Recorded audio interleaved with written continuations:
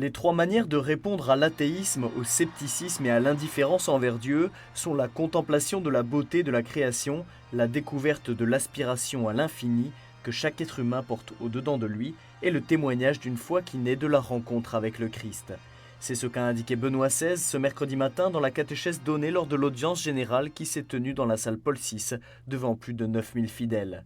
Face à l'athéisme pratique qui ne nie pas la vérité de la foi mais la considère insignifiante pour la vie du quotidien, a expliqué le pape, aujourd'hui, de manière toujours plus fréquente, le croyant doit être capable de donner raison de sa foi. Et il peut le faire avant tout en montrant le monde et la création. E far recuperare l'uomo di oggi la capacità di contemplare la Nous devons creazione. récupérer et faire récupérer à l'homme d'aujourd'hui la capacité à contempler la création, sa beauté, sa structure. Le monde n'est pas un magma informe, mais plus nous le connaissons, et plus nous en découvrons les merveilleux mécanismes. Plus nous voyons un dessin, plus nous voyons qu'il y a une intelligence créatrice. Parallèlement, en observant l'homme, nous voyons qu'il porte en lui une soif d'infini, qui nous pousse à aller au-delà et renvoie à quelqu'un qui puisse la combler. Le témoignage de foi d'un chrétien et d'une communauté qui suivent le projet de Dieu, enfin, constitue une voie privilégiée pour tous ceux qui sont dans l'indifférence ou dans le doute quant à son existence et son action. Car aujourd'hui, a conclu Benoît XVI, beaucoup sont ceux qui ont une conception limitée de la foi chrétienne parce qu'ils l'identifient à un système de croyances et de valeurs et non à la vérité d'un Dieu révélé dans l'histoire, désireux de communiquer avec l'homme face à face dans une relation d'amour avec lui. L'écuménisme est défié par la crise de la foi et par les nombreux signes qui attestent de la permanence d'un besoin de spiritualité qui se manifeste de diverses façons. Ainsi l'a souligné Benoît XVI dans le discours aux participants à l'assemblée plénière du Conseil pontifical pour l'unité des chrétiens. En parlant de l'écuménisme, Benoît XVI a noté que c'était à la lumière de la priorité de la foi que se comprenait l'importance des discussions théologiques et du dialogue avec les églises et les communautés ecclésiales dans lesquelles l'Église catholique était engagée.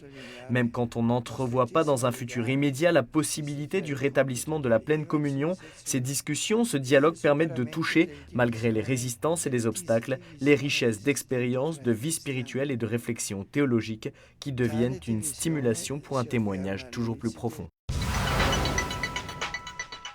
Benoît XVI a reçu ce vendredi en audience le président musulman de la Côte d'Ivoire, Alassane Ouattara. Les relations cordiales existantes entre le Saint-Siège et la Côte d'Ivoire ont été évoquées, ainsi que la contribution que l'Église pouvait offrir localement pour le bien du pays, encourageant la paix et faisant la promotion des droits de l'homme, du dialogue et de la réconciliation nationale, voie unique pour favoriser l'unité et le développement. La collaboration fructueuse entre l'Église et l'État a été soulignée dans le secteur de la santé et de l'éducation, entre autres. Les deux parties ont également souhaité la conclusion des négociations en vue d'un accord entre le Saint-Siège et la République de Côte d'Ivoire. Pour répondre aux défis d'une société qui ne partage pas toujours les enseignements du Christ et parfois cherche à ridiculiser ou à marginaliser l'Église, il faut des témoins crédibles, enracinés dans le Christ et qui vivent leur foi avec cohérence et authenticité. C'est ce qu'a dit le pape samedi matin en recevant le deuxième groupe d'évêques français en visite à Dlimina. Vous le savez, plus l'Église est consciente de son être et de sa mission, plus elle est capable d'aimer ce monde, de porter sur lui un regard confiant, inspiré de celui de Jésus, sans céder à la tentation du découragement ou du repli. Et l'Église, en remplissant sa propre mission, concourt déjà par là même à l'œuvre civilisatrice, et elle y pousse, dit le Concile. Votre nation est riche d'une longue histoire chrétienne, que ne peut être ignorée ou diminuée, et qui témoigne avec éloquence de cette vérité qui configure encore aujourd'hui sa vocation singulière. Non seulement les fidèles de vos diocèses, mais ceux du monde entier attendent beaucoup, n'en doutez pas, de l'Église qui est en France. Fin de la visite jeudi 22 novembre, le troisième groupe arrivera le 26. En temps de crise économique, les hôpitaux doivent repenser leur rôle pour éviter que la santé, au lieu d'être un droit universel à assurer et à défendre, devienne une simple marchandise soumise aux lois du marché et donc un bien réservé à une minorité. C'est ce qu'a déclaré Benoît XVI samedi matin salle Paul VI en recevant les participants à la conférence internationale organisée par le Conseil pontifical pour la pastorale de la santé sur le thème « L'hôpital comme lieu d'évangélisation, mission humaine et spirituelle ». Même si aujourd'hui les progrès de la science augmentent la capacité de guérir physiquement les malades, le pape a observé cependant que la capacité à prendre soin de la personne qui souffre, considérée dans son intégralité et son unicité, semble s'affaiblir. C'est pourquoi il a poursuivi en citant le message aux malades du Concile Vatican II. Aujourd'hui, plus que jamais, notre société a besoin de bons samaritains au cœur généreux et les bras ouverts à tous. Il est souhaitable que le langage de la science chrétienne de la souffrance, auquel appartiennent la compassion, la solidarité, le partage, l'abnégation, la gratuité et le don de soi, deviennent le langage universel de ceux qui travaillent dans le secteur de la santé. Aux professionnels de santé catholiques, le pape a demandé d'être des experts qualifiés de cette science chrétienne de la souffrance que le Concile a appelée la seule vérité qui puisse répondre au mystère de la souffrance.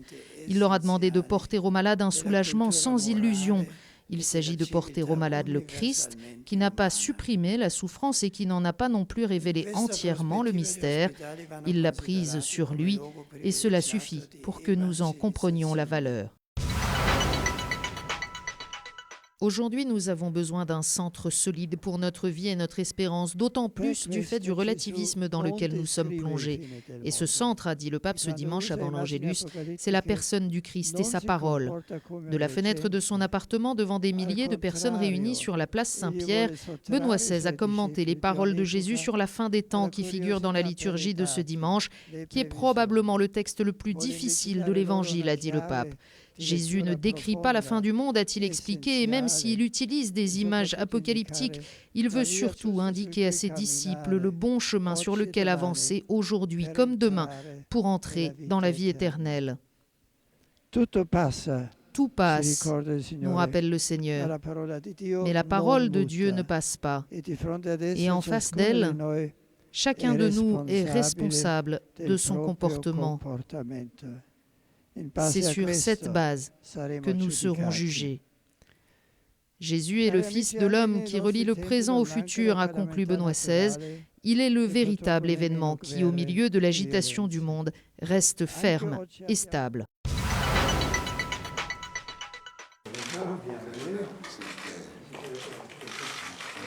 Benoît XVI a reçu en audience le président de la République du Bénin, Thomas Boni Yayi.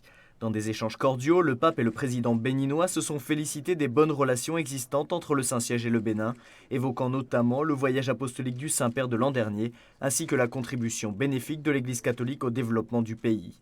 Le thème de la valeur des cultures locales en Afrique et l'importance du rôle de l'Église à travers l'éducation pour la paix et la réconciliation ont également été abordés dans la discussion. Enfin, quelques-uns des défis régionaux auxquels fait actuellement face le continent africain ont été passés en revue, suivis par le chef de l'État en qualité de président de l'Union africaine.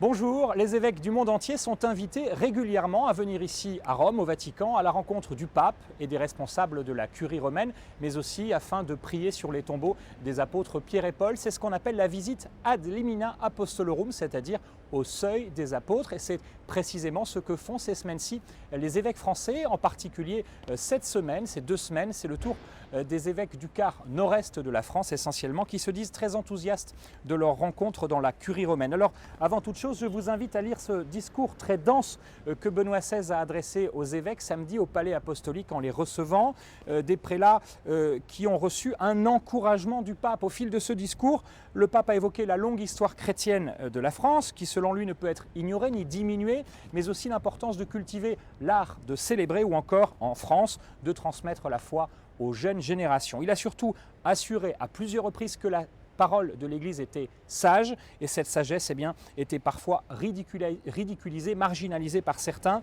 mais pourtant attendue par la majorité des habitants de l'Hexagone. Alors que les évêques, on le sait, sont en train de manifester leur opposition au projet de loi gouvernemental pour le mariage des personnes de même sexe. Benoît XVI, lui, a encouragé l'Église qui est en France à faire entendre sa voix sans relâche, avec détermination dans les débats importants de société. Mais l'Église, on le sait, ce n'est pas que des évêques. Et Benoît XVI a souhaité que tous les fidèles s'engagent derrière leur pasteur. Il leur a demandé en particulier d'être attentifs aux projets de loi civile qui peuvent porter atteinte à la protection du mariage entre l'homme et la femme.